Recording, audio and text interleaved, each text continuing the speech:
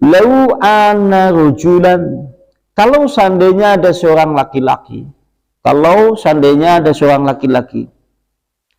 yujaru ala wajhi min yaumi waladin, yaitu dia senantiasa tunduk taat atas wajahnya, menyungkur sujud, banyak menangis kepada Allah semenjak dia dilahirkan dari kandungan ibunya sampai menjelang usia tua dan senja.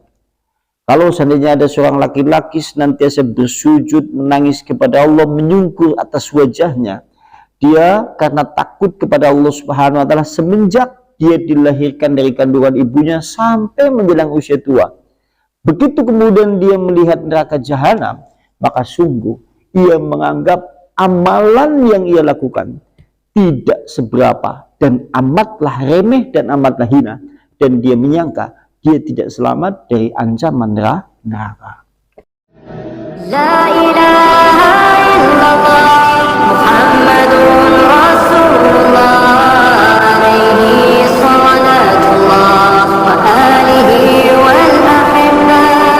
La ilaha illallah. Dan berikutnya, dan termasuk dosa besar yang kedua, merasa aman dari azab Allah. Jadi merasa aman dari azab Allah ini bagian dari dosa besar.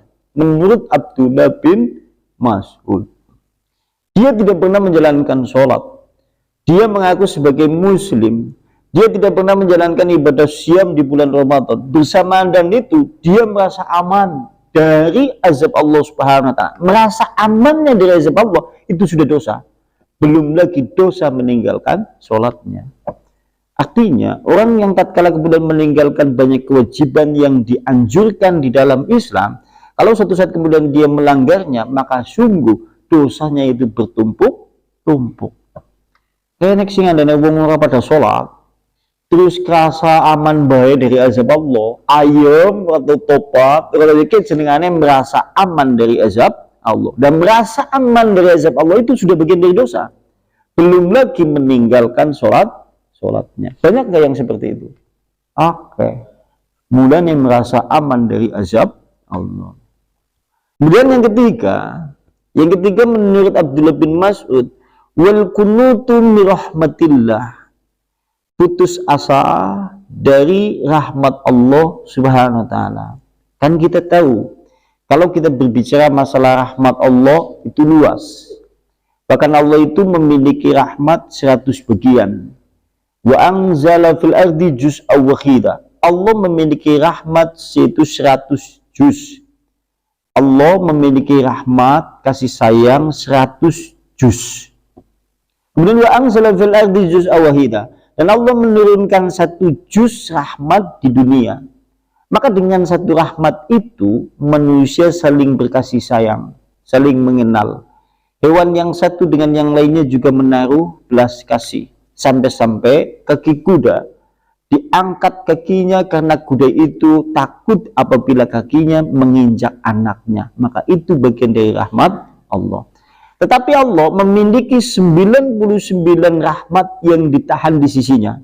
Di antara dari 99 rahmat itu, ada di antaranya surga. Ada di antaranya yang paling tinggi adalah tatkala Anda masuk ke dalam surga bisa berjumpa dengan Allah, melihat dengan mata kepala telanjang. Maka itu bagian dari rahmat yang paling tinggi. Dan orang yang putus asa dari rahmat Allah, itu maksudnya adalah hampir sama seperti konsep yaitu merasa aman dari azab Allah. Dia merasa banyak dosa. Dia merasa banyak pelanggaran. Dia merasa banyak kedurhakaan. Dia merasa banyak kemaksiatan. Tapi seakan-akan dia menganggap Allah itu tidak akan mengampuni dosaku yang bisa kebat dosanya lah. Yang seperti ini, perasaan berdosa sendiri rahmat Allah sudah bagian dosa tersendiri. Dan itu dosa besar. Belum lagi terhadap permasalahan dosa-dosa yang lain. Kan ujung-ujungnya, wong sing seperti itu. Aku suwe sholat, sudah hampir 10 tahun yang tidak sholat. Dosaku sudah saking banyaknya. Lah kayaknya aku angel lah. Dosaku sudah saking banyaknya. Orang seperti itu sampai putus asa. tidak mau betul-betul mendekat kepada Allah, maka tidak akan diampuni oleh Allah. Dan itu termasuk bagian dari dosa besar, karena termasuk putus asa dari rahmat Allah. Dan kita tahu sing jenengane Abu Jin, dulu namanya kan Abu Jin, setelah kemudian dia diusir dari surga, dijuluki iblis. Iblis itu diambil dari kalimat balasa yalbasu, iblis. Kenapa disebut dengan iblis? Karena dia adalah putus asa dari rahmat Allah. Dia merasa dengan perbuatan dosa yang ia lakukan oleh iblis, itu merasa, yaitu menghalangi untuk meminta ampun kepada Allah, karena menganggap Allah tetap akan melaknati dia. Seakan-akan menganggap Allah tidak mengampuni dosanya. Sehingga dia, iblis itu, maka tatkala kemudian dia berbuat dosa, malah meminta tangguh kepada Allah. Berilah tangguh waktu untukku, agar aku bisa menyesatkan dari keturunan anak Adam. Aku akan datangi mereka dari belakang, dari samping kanan, samping kiri, dan bahkan aku sesatkan mereka ke dalam jalan yang sesat. Kecuali yang tidak bisa aku sesatkan adalah hamba-hamba Allah yang ikhlas. Iblis putus asa dari rahmat Allah. Makanya kemudian Abdullah bin Mas'ud dia menyebutkan dengan perkataan demikian. Kemudian berikutnya, sekarang berkata Ma'mar, Ahbarona telah memberitahu kepada kami Ma'mar. Ani Zuhri, itu dari Zuhri. An Salim bin Abdullah bin Umar. Nan Ka'ab, berarti dari Ka'ab. Qala berkata Ka'ab berkata, Lau ana rojulan kana lahu misla amalin sebenginan nabiyan lahsya alla yanjuwa min syari yaumil kiamati. Kata Ka'ab, sahabat Nabi, dia berkata, seandainya ada seorang laki-laki, dia memiliki amalan soleh yang sangat banyak, sehingga amalan soleh itu semisal amalan 70 Nabi. Kata Ka'ab, jika ada seorang laki-laki memiliki amal soleh yang banyak, sehingga amal soleh yang banyak itu semisal 70 Nabi-Nabi, maka sungguh dengan kondisi seorang laki-laki yang seperti itu, lahosya, tetap saja dia merasa takut dari azab Allah, dari siksa Allah Subhanahu wa Ta'ala. Allah yang jua kalau seandainya dia tidak selamat dari segala keburukan dan kengerian peristiwa-peristiwa pada hari kiamat.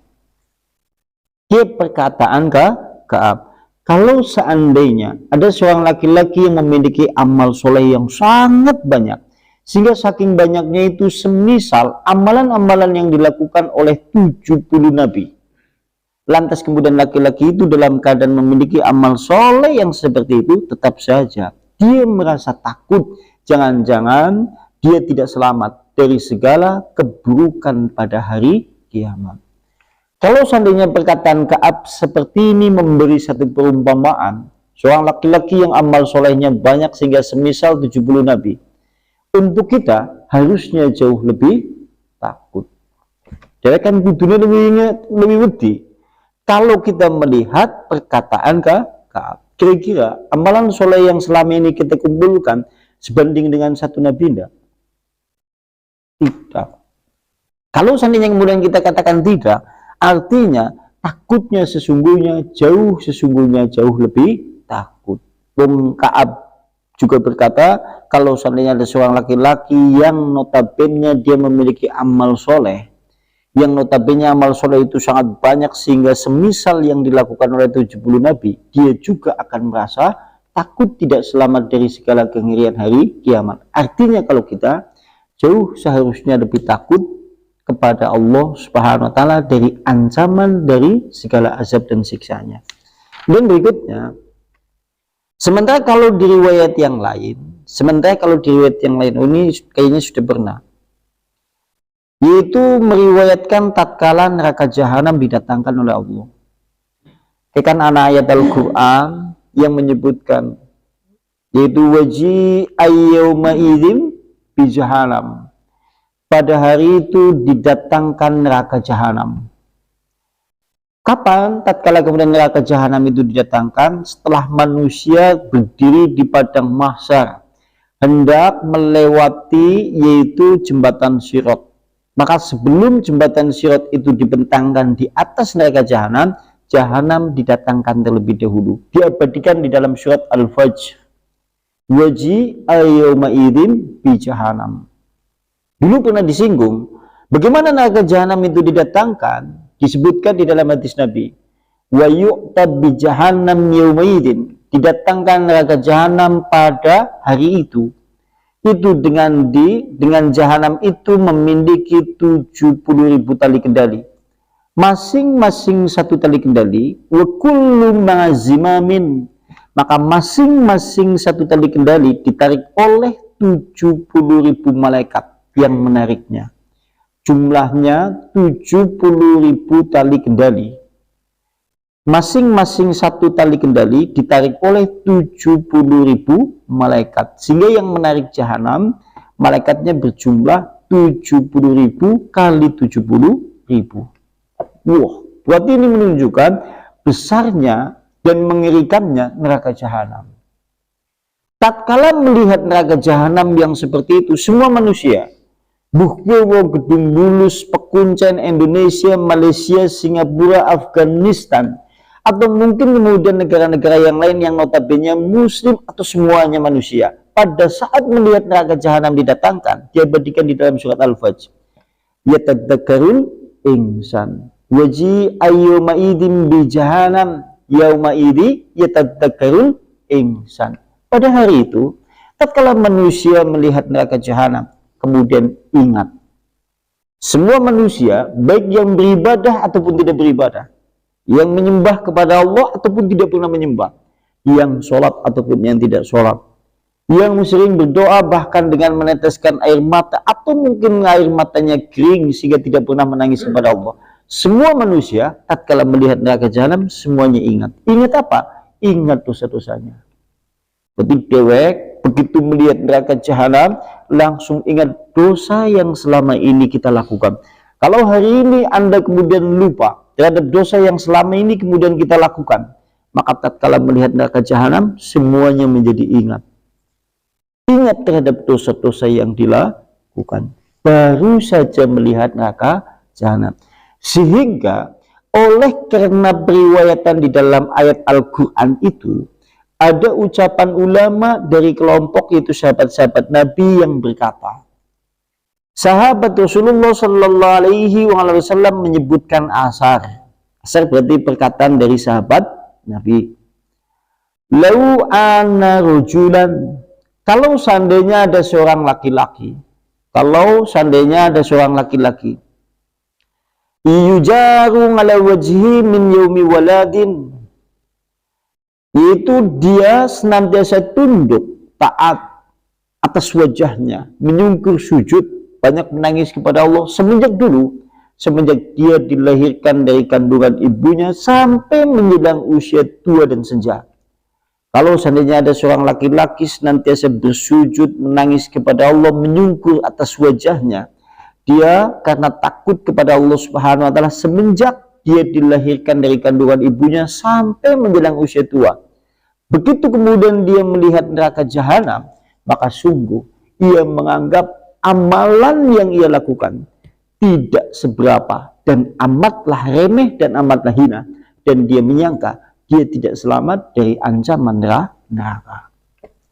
Jadi kira-kira kalau suatu saat kelak begitu berdiri di padang mahsyar, setelah kemudian menunggu pengadilan Allah selama 50.000 tahun, lantas tatkala masih di mauqif, kemudian datang neraka jahanam, kemudian kita melihat neraka jahanam dengan amalan soleh yang selama ini kita lakukan, begitu melihat neraka jahanam, bagaimana penilaian Anda terhadap amalan-amalan yang selama ini kita lakukan? Kayak apa ya?